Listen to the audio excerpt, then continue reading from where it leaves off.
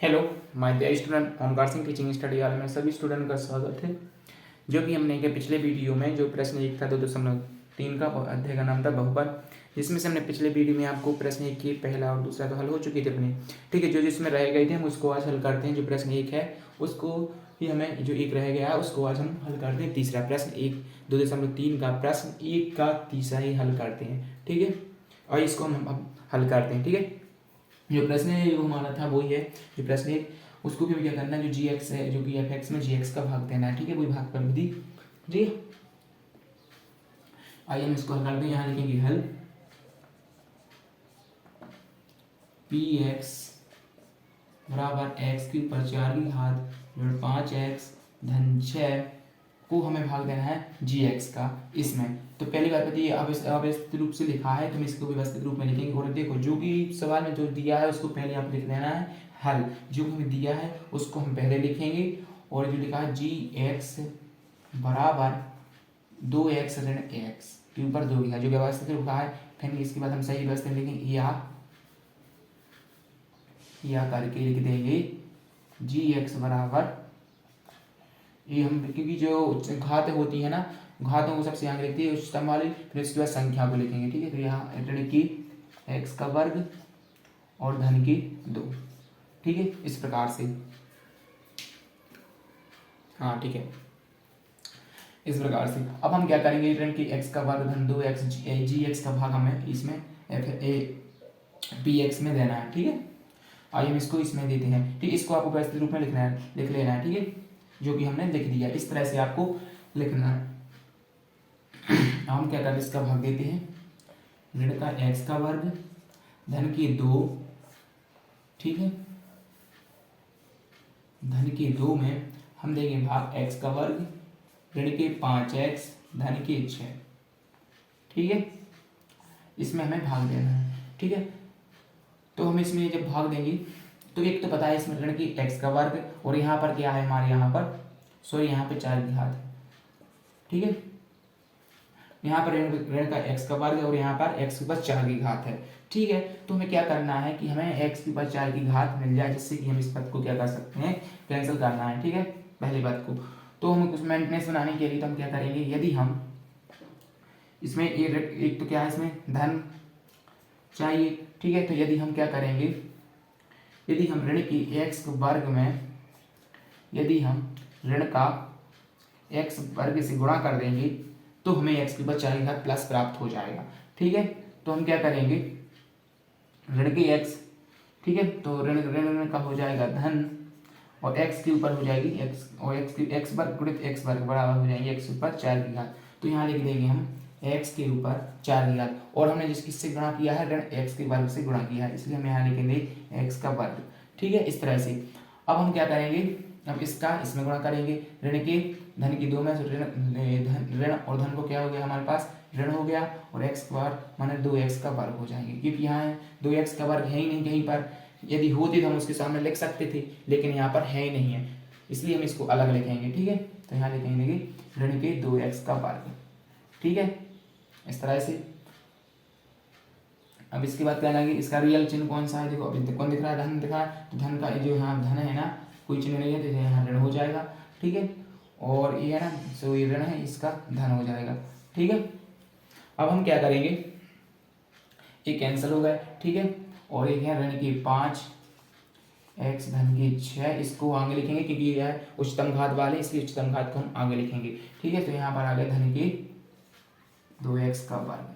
ठीक है, इस प्रकार से लिख दिया ना। अब हम क्या करेंगे, एक यदि हमें क्या चाहिए, एक तो हमें क्या चाहिए 2 चाहिए, यहाँ 2 नहीं है। ठीक है, तो यदि हम 2 से गुणा करेंगे और हमें क्या चाहिए धन चाहिए। ठीक है, तो हम क्या करेंगे यहाँ पर ऋण से गुणा करेंगे।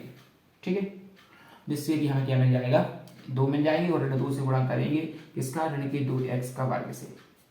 ठीक है, ऋण का हो जाएगा धन, सो हो जाएगा। ठीक है, 2x का वर्ग। ठीक है, तो हमने जिससे गुणा किया ऋण 2 से, इसलिए यहाँ लिखेंगे ऋण 2। ठीक है, जिससे हमने गुणा किया ऋण 2, अब इसका हम पूरे पद में गुणा कर देंगे। सो यहाँ पर हो जाएगी ऋण 2 का यहाँ हो जाएगा धन। ठीक है, सो यहाँ हो जाएंगे 2x का वर्ग और ऋण का 2 में किया धन की 4। ठीक है, यहाँ पर हो गए कितने, ऋण का धन में 2 ऋण और धन का हो गया ऋण, तो यहाँ हो गए 4। अब इसके बाद हम क्या करेंगे, चिन्ह यहाँ कोई चिन्ह धन का हो जाएगा ऋण, ठीक है, यहाँ धन का, और ये धन ऋण का ही हो जाएगा धन, ये हो जाएंगे कैंसल, ठीक है। तो यहाँ ऋण के 5x बचेंगे और यहाँ पर धन की 6 धन के 4 तो बराबर कितने हो आएंगे, धन के 10, ठीक है। इस प्रकार से आ गया ना, कितना सरल है, बिल्कुल कठिन नहीं है, ओनली देखो 2 स्टेप में था और हमने इसको हल कर दिया।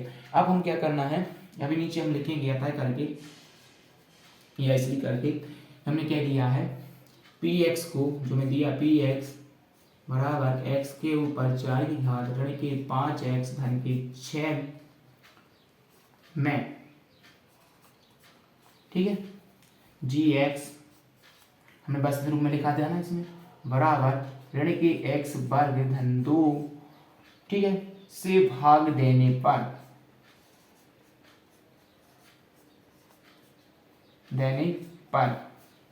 भागफल कितना है हमारा भागफल, ये है ऋण बराबर आ ऋण के x का वर्ग ऋण के 2, ये हमारा भागफल एवं शेषफल बराबर आया हमारे ऋण के 5x धन के 10, ठीक है। इस तरह से आपको इसमें ऐसा लिखना है, ये नीचे जरूर आपको जरूर लिखना है, क्योंकि यदि अभी ऐसा नहीं लिखेंगे तो आपको नंबर 1 नंबर काट लिया जाएगा वो जांचने वाला, ठीक है, इस कारण से, ठीक है। तो हमारा सवाल समाप्त होता है, जो प्रश्न 1 है उसके 3 क्वेश्चन हल हो चुके हैं, ठीक है।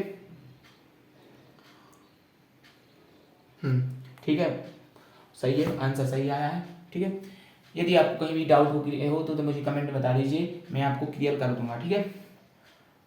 बस इसका आप स्क्रीनशॉट ले लीजिए, ये हमने समझाने के लिए कहा था, इसको हम साफ कर देते हैं, ठीक है। इस तरह से कितना सरल है, बिल्कुल कठिन नहीं है, ये क्वेश्चन आपकी परीक्षा दृष्टि में आ सकते हैं, इसलिए यदि आप इसकी मेथड जान जाए एक बार तो फिर भी बिल्कुल कठिन नहीं है, ठीक है।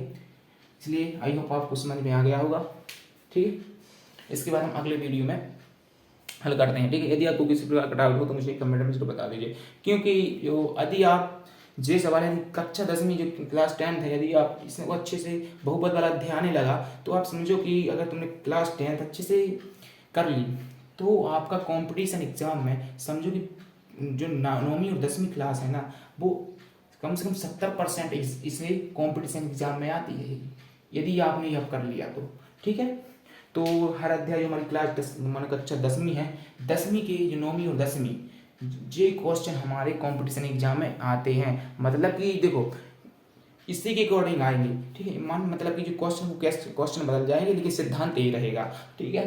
तो उसमें से आपको कोई सवाल दे दिया जाएगा, इसका भाग दिया तो आपको बता देंगे डायरेक्ट इसका शेषफल क्या है, इसका भागफल क्या है, ठीक है। तो वो भी हम आपको बता देंगे कि इसका मान धरेंगे, ओनली जो है ना इसका मान हम यदि हम रख देंगे तो शेषफल हम तुरंत बता देंगे कि इसका शेषफल कितना है, ठीक है। चूंकि आपको नहीं करना पहले तो आपको ये करना है, ठीक है। इसलिए यदि आप सीख गए ना ये तो आपकी जो कॉम्पिटिशन एग्जाम है ना वो आपको क्लियर कर सकते हैं बिल्कुल, ठीक है।